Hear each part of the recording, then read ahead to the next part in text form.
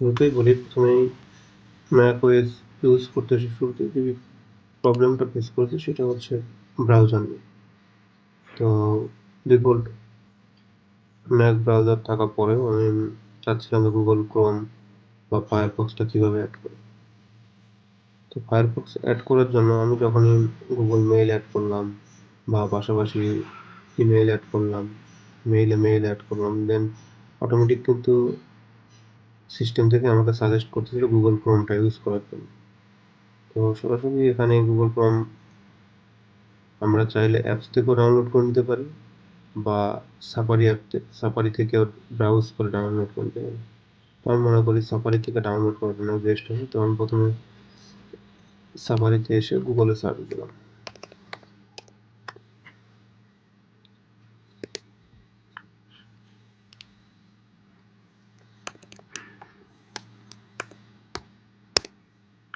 গুগলে সার্চ করলাম এবং এখানে এসে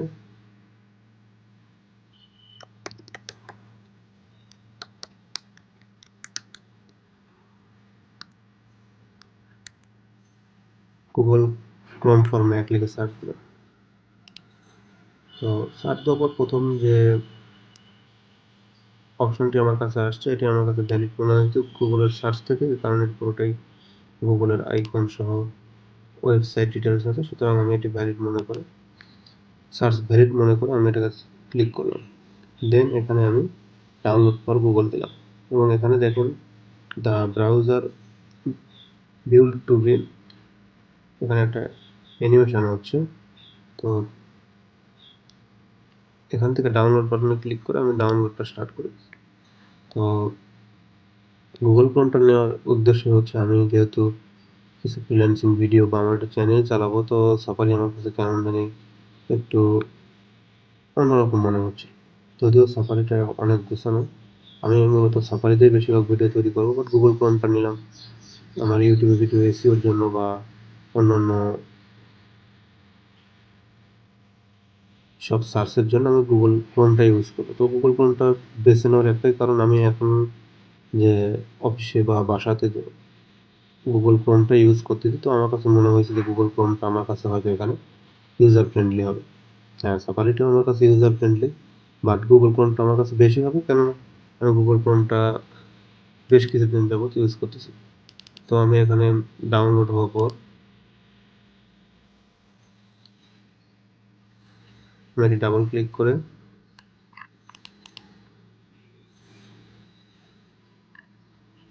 ইনস্টল করে ফেললাম এবং এবার আমি চাইলে গুগল ক্রোমটি ওপেন করার পর এখানে আমি পিন করে রাখতে পারবো। তো ইনস্টল যদি ধরতে চাই উইন্ডোজ সার্ভার বা উইন্ডোজ পিসিগুলোতে ইনস্টলের জন্য বেশ কিছু স্টেপ অতিক্রম করতে। তো এখানে মূলত যখন আমি দেখলাম যে ডিএমজি ফাইল ওপেনে ডাবল ক্লিকের পর আমাকে তারা একটি পপ আপ বাটন দিল, যেটা গুগল এবং ড্রাইভের একটি সমন্বয়। এবং এখন আপনারা দেখতেই পাচ্ছেন যে এটা ভেরিফাই ইন গুগল ক্রোম লেখাটি আসছে। তো এই প্রসেসটা কমপ্লিট হওয়ার পর আমরা গুগল ক্রোম ব্যবহার করতে পারবো। তো আমরা এই ভিডিওতে দেখলাম কিভাবে ম্যাক ওএস এর জন্য আমরা Google Chrome Apple store use করেও আমরা করতে পারি, পাশাপাশি চাইলে আমরা তো দেখেন আপনার এখান থেকে সব চলে আসছে, তারা নোটিফিকেশান গুগল হেল্প সেন্টার থেকে পিসির জন্য দিয়ে ফেলছে। পাশাপাশি আমরা যদি চাই এই নোটিফিকেশানগুলো অফ করে রাখতে পারবো। তো আমি শুরুতে নোটিফিকেশানগুলো অফ করলাম না কিসের জন্য, আমি ইউটিউবে নতুন চ্যানেল ক্রিয়েট করতেছি। তো আমি চাইবো এই অ্যালার্টগুলো থাকবে এবং নোটিফিকেশানে আমি লেটেস্ট কিছু আইডিয়া পিন করে রাখবো, যেখান থেকে পুশ নোটিফিকেশান আমার কাছে আসলে আমি সেই ভিডিওগুলো সেগুলো রিসার্চ করে ভালো ভিডিও তৈরি করবো এবং ওপিটি চ্যানেলের জন্য ভালো হবে। তো আমি চলে আসছি, তো স্টার্ট গুগল ক্রোমে ক্লিক করলাম। তো যেহেতু আমি ম্যাকে গুগল ক্রোমটা ইউজ করতেছি, ম্যাক এখনো পর্যন্ত সাফারিকে তারা বলতেছে ইউজ করার জন্য, যে আমি সাফারি দিতে পারবো গুগল ক্রোম ইউজ করতে। আমি গুগল ক্রোম ইউজ করলাম, ইউজ দিলাম। এবার আমাকে বলতেছে গুগল ক্রোমটা সাইন ইন করে নেবেন। তো আমি যখনই এখানে আমার মেইল আইডি দিয়ে পাসওয়ার্ড দিয়ে গুগল ক্রোমটা সাইন ইন করে নেব, তো আমার প্রিভিয়াস যত বুকমার্ক থেকে শুরু করে যত রেকর্ড থাকবে সব এখানে চলে আসবে। শুধু রেকর্ড নাও, পাশাপাশি কন্টাক্টস বা গুরুত্বপূর্ণ কিছু ওয়েবসাইটে বুকমার্কস, এগুলো আমার কাছে চলে আসবে। তো গুগল ক্রোম আমার কাছে মাইক্রোফোন অ্যাক্সেসটা আছে, আমি অ্যাক্সেসটা দিয়ে দিলাম। তো সব মিলিয়ে আমরা দেখলাম কীভাবে ম্যাক ওএসের জন্য আমরা গুগল ক্রোম ইনস্টল করব এবং ইউজ করব। তো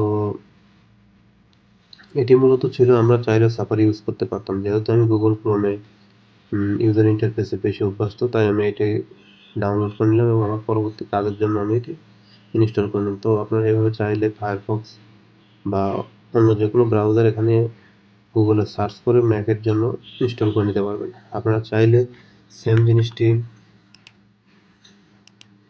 অ্যাপ স্টোর থেকে গুগল ক্রোম দিয়ে সেম রেজাল্টে এখানে এসে আপনি বের করতে পারবেন। তো আশা করি গুগল ক্রোম আমার ম্যাক ওএসে ভালো সাপোর্ট দেবে, প্লাস সাফারিও মাঝে মাঝে ইউজ করবো। তো আমরা এখানে জাস্ট অ্যাপসে গুগল লিখে আমি সার্চ দিলাম, অ্যাপসে জাস্ট গুগল লিখে সার্চ দিলাম। তো গুগলের বেশ কিছু অ্যাপস এখানে চলে আসছে, যেটা ম্যাপে প্লে স্টোরে পাওয়া যাচ্ছে। তো দেখুন এখানে জি অ্যাপ লঞ্চারের একটা আইকন এখানে দিবে, জি অ্যাপ লঞ্চার আইকন দিবে, যেখান থেকে আপনি আপনার গুগলে হোম বাটনে থাকা অ্যাপসের যে লিস্ট থাকবে এখান থেকে ইজিলি অ্যাক্সেস করতে পারবেন। যেহেতু এটি ম্যাকের একটা ডিভাইস, আপনি ক্রোমটাকে টোটালি আলাদাভাবে ইনস্টল করতেছেন, সুতরাং আপনি চাইলে গুগল অ্যাপ লঞ্চারটা ইনস্টল করে নিতে পারেন ব্যবহারের জন্য সঠিকভাবে। এক ক্লিকে এখানে আপনার গুগলের যত সেবা আছে সব এখান থেকে আমরা দেখতে পাবো। এরপরে আমরা যদি চাই গুগল মেইলটাকে এখানে ইনস্টল করার জন্য, তো গুগল মেইল এখানে ইউজ করতে পারবো। আমরা যেটা জিমেইল বলতেছি, জিমেইল আমি মূলত ইউজ করবো আমি ব্রাউজারে, তাই আমি অ্যাপসটা ইনস্টল করলাম না। এরপরে আমার আরেকটি গুরুত্বপূর্ণ জিনিস হবে জি ক্যালেন্ডার। তো গুগল ক্যালেন্ডার আমি অনেক আগে থেকে ইউজ করি। গুগল ক্যালেন্ডারটা এখনও যারা ইউজ করেন না তারা কিছু গুগল ক্যালেন্ডারের ভিডিও দেখে নেবেন, যে গুগল ক্যালেন্ডার আসলেই ডেইলি কিছু গুরুত্বপূর্ণ টাস্ক এবং প্ল্যানিংয়ের জন্য বেস্ট একটি ইফেক্টিভ একটি টুলস। যেমন আপনি চাইলে এখানে অ্যালার্ম সেট করে নিতে পারবেন এবং আপনাকে ঠিক একদিন বা 24 ঘন্টা আগে আপনাকে এখান থেকে রিমাইন্ডার দেবে। তো আমি আমার কাজের এবং অফিসিয়াল এবং বাসার অনেক কাজের ক্ষেত্রে আমি গুগল ক্যালেন্ডারটা ইউজ করে থাকি।